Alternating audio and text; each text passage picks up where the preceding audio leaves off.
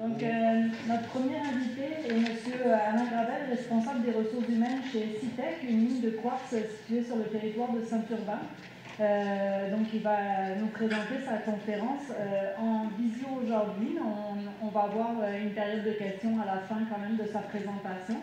J'ai en premier lieu le présenter. Donc, après avoir achevé ses études générales, M. Gravel a commencé sa carrière en tant que superviseur en ressources humaines sur les chantiers hydroélectriques du nord du Québec, une période qui s'étend de 87 à 94. Par la suite, jusqu'en 2008, il a évolué en tant que chef de service de l'administration au sein de la Société des casinos du Québec. Pendant cette période, il a contribué à la gestion des projets en aménagement et construction. Depuis 2008, il a rejoint l'équipe de CITEC en tant que gérant d'usine. Dans ce rôle, M. Gravel s'occupe activement des ressources humaines, de la production et de la santé et sécurité au travail, une position qu'il exerce avec grande fierté.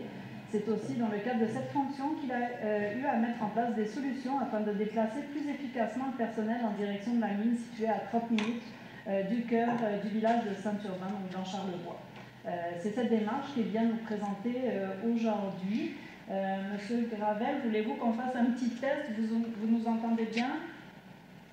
Je vous entends, mais c'est un peu écho hein, dans la salle. Oui, bien ça se peut, effectivement, la salle, ça doit résonner. La salle a un bon écho, oui. Oui, on a déjà, nous, un écho ici. Alors, bonjour tout le monde. Merci de l'invitation. J'ai pas conférence à mobilité pour nous, CITEC. Je vais vous situer un peu. Le CITEC, c'est une compagnie une minière qui fait en exploitation de quartz, qui est destinée au comptoir de cuisine et aux alliages de ferro-silicium. Il y a deux marchés. La compagnie existe depuis 1976. Donc, quand on parle de mobilité et de covoiturage, j'ai aucun mérite. J'étais pas là dans ce temps-là, ou très jeune. Donc, le covoiturage ou le transport des employés a commencé au tout début de l'exploitation de CITEC, nous. Ça a commencé naturellement parce qu'il y avait peut-être une douzaine d'employés qui covoituraient. Et puis par la suite, avec l'augmentation du personnel, l'augmentation de l'entreprise et du gisement, de l'exploitation. On a une centaine d'employés et tous les employés sont transportés. Que ce soit à la grandeur de Charlevoix, de Saint-Fidèle jusqu'à Petite-Rivière-Saint-François. Tous les employés sont transportés. Tous les employés de production, même les employés non syndiqués, ont fait du covoiturage avec des véhicules de l'entreprise. Les employés de production, on a des véhicules qu'on a 12 personnes par véhicule, des petits autobus. Et chaque personne, il n'y a pas de point de rassemblement. Chaque employé est pris, comme on dit, à la galerie, à la maison, en faisant des routes. Ça nous permet d'attirer des employés, parce qu'on est loin un petit peu. On est situé kilomètre 35 de la route 381. Je ne sais pas s'il y en a qui connaissent le coin, mais c'est entre Saint-Urbain et Ville-l'Abbé, complètement sur le haut de la montagne, à 35 km de Saint-Urbain. Et donc, on peut transporter des gens, nous, qui vont faire 80 km pour venir ici. Mais comme il n'y a pas beaucoup de trafic, c'est pas les distances sont assez courtes quand même. On a à peu près, je vous dirais, on doit avoir à peu près 8 petits autobus E350 qui sont conduits par nos employés, qui sont conduits par des employés. On ajoute une petite prime salariale pour l'entretien, l'entretien mineur des véhicules, puis la conduite. Et puis c'est nos employés qui conduisent les véhicules. C'est toujours, ça se fait naturellement, comme un employé qui a de l'ancienneté, qui est le plus loin sur la route, va faire sa petite run de lait en descendant, en ramassant tout le monde à partir des principales villes de Charlevoix. Puis c'est comme ça qu'on fonctionne. Ça a toujours fonctionné comme ça. C'est rendu quelque chose qui est même inscrit au contrat de travail, le transport des employés. C'est quelque chose, c'est un avantage social pour les employés. On le voit comme ça. Ça nous permet d'attirer des gens, même s'ils demeurent un peu plus loin. Les gens apprécient de ne pas utiliser leur véhicule. On regroupe tout le monde dans les mêmes véhicules. Les gens apprécient de ne pas utiliser le véhicule. Moins d'essence, moins de GES, moins d'usure de véhicules. Pour un couple, ils peuvent l'avoir seulement qu'un véhicule quand les gens travaillent ici. Ça fait qu'on en fait la promotion sur nos offres d'emploi aussi. On en fait la promotion comme de quoi qu'on offre le service de transport et ça va attirer des gens qui savent qu'on est assez loin, mais que la distance n'a plus d'importance. Avez-vous des questions? J'improvise sur la manière qu'on fonctionne. Est-ce qu'il y a des gens qui ont des questions? J'en ai une. Est-ce que vous m'entendez? Oui, je vous entends. Je voudrais savoir, est-ce que ça fait partie des avantages sociaux ou si fiscalement, sans rentrer dans les détails de votre entreprise, bien évidemment, mais parce qu'habituellement, le ministère du Revenu considère ces transports-là comme étant un avantage imposable. Non, nous, ce n'est pas un avantage imposable pour les employés. C'est un service offert gratuitement aux employés. C'est un service offert gratuitement, un peu comme c'est un peu l'exemple des minières du Nord. Même les minières du Nord qui ont des villages ou des camps à proximité, les employés sont transportés dans des autobus comme ça pour se rendre à la mine. C'est un peu le même principe, mais nous, les villages sont plus loin. Les villages sont plus loin, puis comme je vous dis, au fil du temps, ça s'est développé. C'est complètement gratuit pour les employés. Ce n'est pas un avantage imposable. Merci.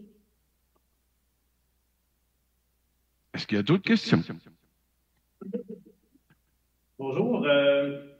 En fait, je me demandais, vous disiez que c'était l'employé qui est le plus loin sur le parcours qui va faire la ronde de lait, à peu près. Est-ce que c'est ces employés-là qui ont l'autocar, le minibus dans leur cours privé directement? Vous leur fournissez la voiture? Exactement. Je vous dis que c'est pas juste le plus loin sur la route, parce que ça prend un permis spécial pour des petits autobus 24 passagers et moins. Il y a un permis spécial à avoir et puis un carnet d'inspection de début de quart, inspection de véhicules, comme pour le transport lourd. Mais les employés, ceux qui conduisent, pour la plupart, c'est des employés qui ont beaucoup d'ancienneté. Comme je vous disais, majoritairement, c'est eux qui restent plus loin, mais ce n'est pas un critère. Le premier critère, c'est le permis de conduire spécifique à l'autobus. Et puis, on essaie de faire des routes les plus droites possibles, le moins de détours. On a quelqu'un, comme un peu pour une commission scolaire, on a quelqu'un qui n'est pas plein temps là-dessus, mais qui va étudier les routes. Toute fois qu'il y a un nouvel employé, telle adresse, telle place, il va lui donner un petit Google Maps au chauffeur, se replacer, puis on essaie de faire des routes les plus courtes possibles pour que les trajets soient le moins long possible. Merci.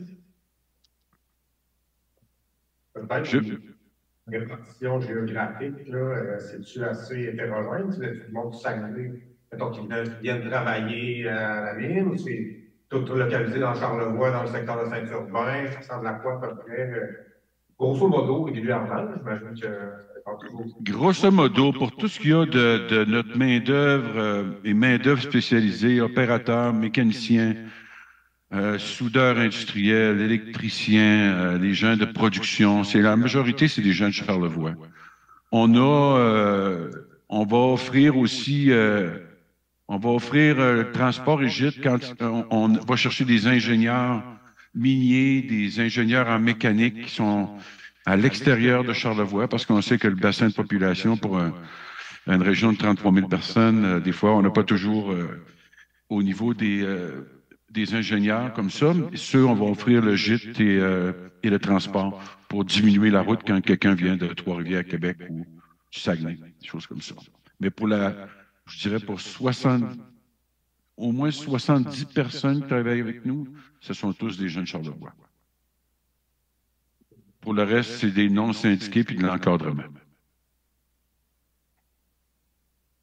J'aurais une question également. Est-ce que, donc, si j'ai bien compris, c'est une personne des ressources humaines qui s'occupe d'identifier les trajets, puis d'ajouter potentiellement les nouveaux employés, bref, qui gère un petit peu les circuits?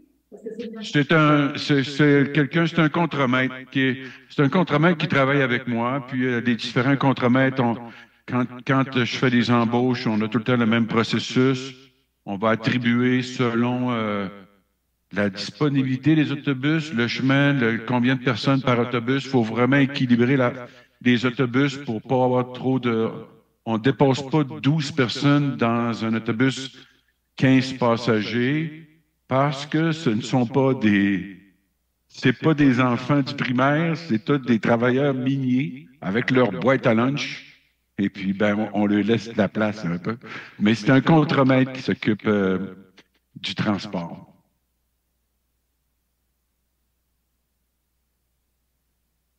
J'avais une autre petite question. J'ai plein de questions. Puis, comment ça se passe, advenant que le chauffeur désigné qui a l'autobus dans sa cour tombe malade ou a un empêchement, tombe malade ou qui ne peut pas se rendre au travail? C'est une bonne question. Hein. C'est une bonne question. Jusqu'à maintenant, on a des gens très responsables qui... on ne peut pas planifier d'être malade. Mais...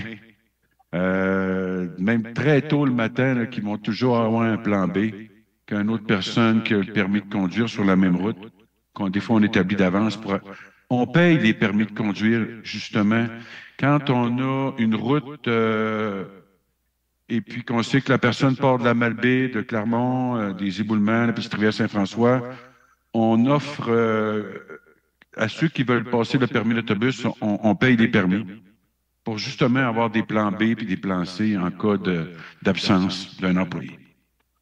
Ça nous... justement, ça permet de... Puis on n'a jamais de problème de retard au travail. Tout le monde arrive en même temps.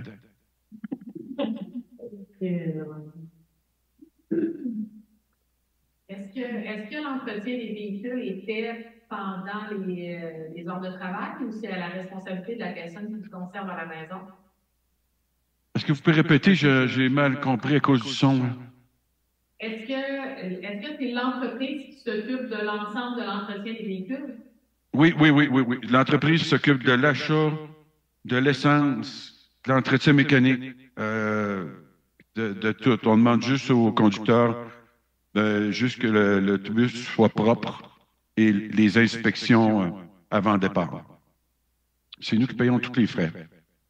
Si l'ensemble des entretiens est fait durant la semaine de travail, j'imagine quand l'autobus arrive, l'entretien. Oui. Les entretiens sont faits soit sur place ou soit par un sous-traitant. Avec un autobus comme ça, on a l'obligation d'aller la porter pour une inspection comme du transport lourd à un garage autorisé par la SAAQ pour faire une inspection générale et apposer un collant d'inspection parce qu'on fait le transport de personnes. La même chose que pour un autobus scolaire ou un véhicule lourd. Des inspections obligatoires aux 6 mois. Mais puis, nous, malgré que certains autobus, à force de voyager comme ça, le kilométrage monte rapidement. À 200, un véhicule qui peut avoir une dizaine d'années, va avoir 300 000 kilomètres. C'est sûr puis on essaie de renouveler les véhicules aux 10-12 ans. Là.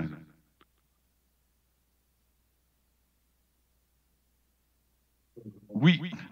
Vous aviez parlé de primes offertes aux chauffeurs. C'est combien à peu près, c'est pas trop indiscret de prime?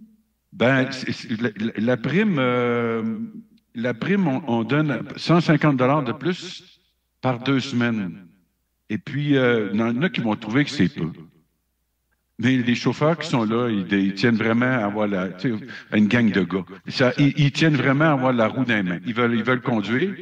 Et puis, ceux qui ont la prime de conducteur, ils veulent garder le prime de conducteur. Et puis, c'est pas beaucoup, mais pour nous, ça fonctionne. Je vous écoute. Oui, en fait, moi, peut-être au niveau, je sais pas si vous avez un peu la nouvelle loi là, sur les taxis, transports rémunérés de personnes par automobile. Est-ce que ça touche ce type de transport-là? Là? Dans ça, c'est qu'il faut que vos chauffeurs aillent se faire, en plus du permis, il faut qu'ils se fassent autoriser à la SAC pour transporter des personnes par automobile. Non, je ne crois pas, non. Je veux pas, je le jurerai pas à 100%, mais je pense que c'est des choses qui ne touchent pas vraiment, ça. C'est ça. Nous, comme une entreprise qui offre le service de transport à ses employés, je vois pas où est-ce que des obligations, soit de, comme vous disiez, vous me parliez comme les chauffeurs, taxis ou les choses comme ça.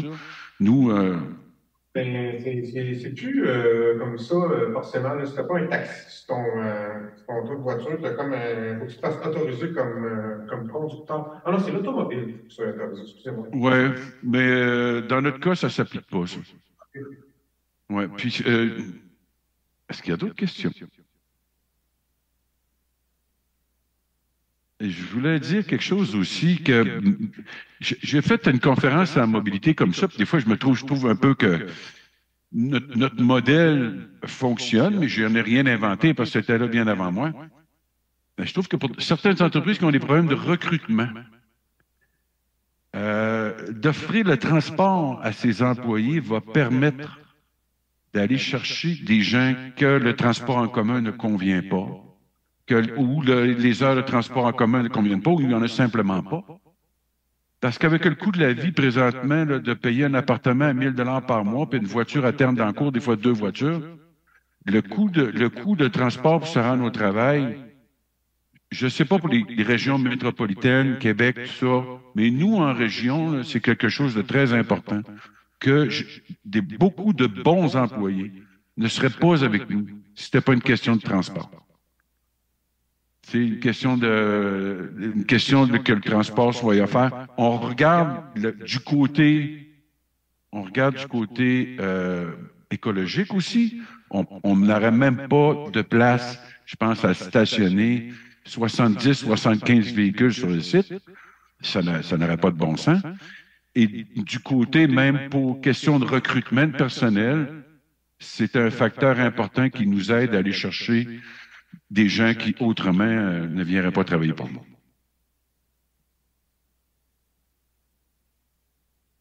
S'il n'y a pas d'autres questions, merci beaucoup, M. Gravel, du partage de votre expérience. C'est quand même très intéressant. Surtout, ça fait vraiment longtemps que vous l'opérez, donc ça veut dire que ça fonctionne. C'est comme un bon point. Pas d'autres questions? C'est parfait. Merci beaucoup. On vous libère, M. Gravel. Je vous remercie infiniment de votre écoute. Merci beaucoup. Au revoir.